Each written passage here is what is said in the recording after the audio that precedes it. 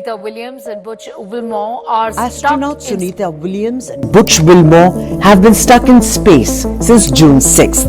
NASA says they will return to Earth in February 2020. Sunita വില്യംസിനെയും Butch വിൽമോറിനെയും Starliner പേടകത്തിന്റെ തകരാറിനെ തുടർന്ന് ബഹിരാകാശത്തിലേക്ക് ചുരുങ്ങിയ സുനിത വില്യംസിന്റെ മടക്കം ഇനി വളരെ വൈകും എന്നുള്ള വാർത്ത അമേരിക്കയിൽ ബഹിരാകാശ സഞ്ചാരികളായ ഇന്ത്യൻ വംശജ സുനിത വില്യംസിനെയും ബച്ച് വിൽമോറിനെയും വഹിച്ചുകൊണ്ട് ആദ്യ പരീക്ഷണ ദൗത്യവുമായി പോയ സ്റ്റാർലൈനർ പേടകം ബഹിരാകാശത്ത് കുടുങ്ങിയിട്ട് 3 മാസം കഴിഞ്ഞു. സ്റ്റാർലൈനറിന്റെ ഈ കന്നി യാത്ര ലോകത്തെ ആശങ്കയിലാക്കിയിരിക്കുകയാണ്. യാത്രക്കിടയിലുണ്ടായ ത്രസ്റ്ററുകളിലെ തകരാറും ഹീലിയം ചോർച്ചയുമാണ് ദിവസങ്ങൾ മാത്രം നീണ്ട യാത്ര മാസങ്ങളിലേക്ക് വഴിമാറിയത്.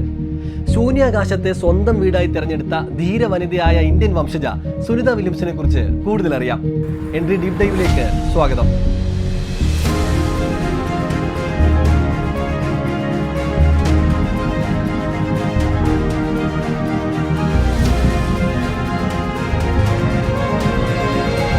Every time we do something for the first time, we're expanding our knowledge.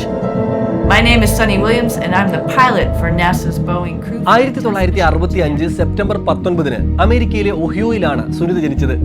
Indian വംശജനായ ദീപക് പാണ്ഡ്യയുടെയും സ്ലൊവേനിയൻ വംശജയായ ബോണിയുടെയും 3 മക്കളിൽ ഇളയവളാണ് സുനിത. കുട്ടിക്കാലത്ത് നീന്തൽ താരമാവണമെന്നായിരുന്നു സുനിതയുടെ ആഗ്രഹം. സയൻസും എഞ്ചിനീയറിംഗുമായിരുന്നു ഇഷ്ടവിഷയങ്ങൾ. പക്ഷേ മേരിലാൻഡിലെ അന്നാപോളിസിലുള്ള US നാവിക അക്കാദമിയിൽ ഫിസിക്കൽ സയൻസ് ബിരുദത്തിനാണ് സുനിത പഠിക്കാൻ ചേർന്നത്. അവസരങ്ങളൊന്നും പാഴാക്കാതിരിക്കുക, കാരണം അവ നമ്മെ കൊണ്ടെത്തിക്കുന്നത് എവിടേക്കാണെന്ന് പറയാനാവില്ല. സുനിത ഒരിക്കൽ പറഞ്ഞ വാക്കുകളാണിത്. നാവിക അക്കാദമിയിലെ പഠനമാണ് സുനിതയ്ക്ക് ബഹിരാകാശ യാത്രികയാവാനുള്ള അവസരം തുറന്നുകൊടുത്തത്. പഠനശേഷം 1987 സുനിത US നേവിയിൽ ഔദ്യോഗിക ജീവിതം ആരംഭിച്ചു. പിന്നീട് നാവിക ഏവിയേഷൻ ട്രെയിനിങ് കമാൻഡിൽ പരിശീലനം. 1993 നാവിക പരീക്ഷണ പൈലറ്റും പിന്നീട് ടെസ്റ്റ് പൈലറ്റ് ഇൻസ്ട്രക്ടറായി മാറി 30-ലധികം വ്യത്യസ്ത വിമാനങ്ങൾ പറത്തി. US നാവികസേനയിൽ പല പദവികൾ വഹിച്ച സുനിത ഏതാണ്ട് 3000-ലധികം മണിക്കൂറുകളാണ് ആകാശത്ത് ചെലവഴിച്ചത്. ബഹിരാകാശ പദ്ധതിയിലേക്ക് തെരഞ്ഞെടുക്കപ്പെടുമ്പോൾ US യുദ്ധക്കപ്പലായ USS സൈപ്പനിലെ എയർക്രാഫ്റ്റിലായിരുന്നു അവർ. കൽപ്പന ചൗളയ്ക്ക് ശേഷം ബഹിരാകാശ യാത്രയ്ക്ക് നാസ തെരഞ്ഞെടുക്കുന്ന 2ാമത്തെ ഇന്ത്യൻ വംശജയാണ് സുനിത വില്യംസ്. 2006 ഡിസംബർ 9 അന്ന് സുനിത വില്യംസ് ഡിസ്കവറി ബഹിരാകാശ പേടകത്തിൽ അന്താരാഷ്ട്ര ബഹിരാകാശ നിലയത്തിലേക്കുള്ള തന്റെ ആദ്യ യാത്ര നടത്തി. 195 ദിവസം അവർ ബഹിരാകാശത്ത് ചെലവഴിച്ചു. 2007 ജനുവരി 31 ആദ്യമായി ബഹിരാകാശത്ത് നടന്നു.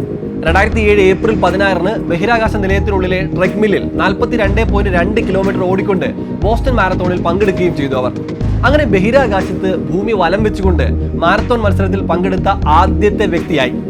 2012 ജൂലൈ 15 സുനിത വീണ്ടും ബഹിരാകാശ നിലയത്തിലെത്തി. 2 യാത്രകളിലായി 50 മണിക്കൂർ 40 മിനിറ്റ് സമയമാണ് സുനിത ബഹിരാകാശത്ത് നടന്നത്.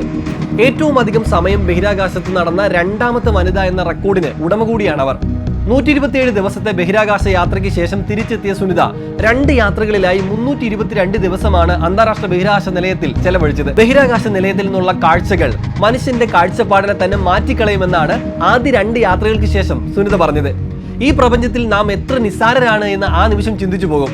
ബഹിരാകാശ യാത്ര ഹരമാക്കിയ ഒരു സഞ്ചാരിയുടെ വിനീതമായ ഈ വാക്കുകൾ മാനവരാശി എക്കാലവും ഓർമ്മിക്കും.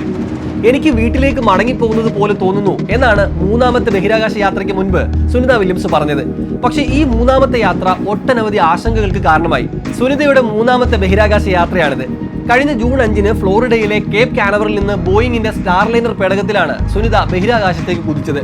നാസയിലെ ബഹിരാകാശ യാത്രികൻ ബച്ച് വിൽമോറും ഒപ്പമുണ്ട്. മനുഷ്യരെ വഹിച്ചുകൊണ്ട് സ്റ്റാർലൈനർ നടത്തുന്ന ആദ്യ പരീക്ഷണമാണിത്. പേടകത്തിന്റെ കന്നി യാത്രയിൽ പങ്കെടുക്കുന്ന ആദ്യ വനിത എന്ന റെക്കോർഡ് സുനിത ഇതിനകം നേടി.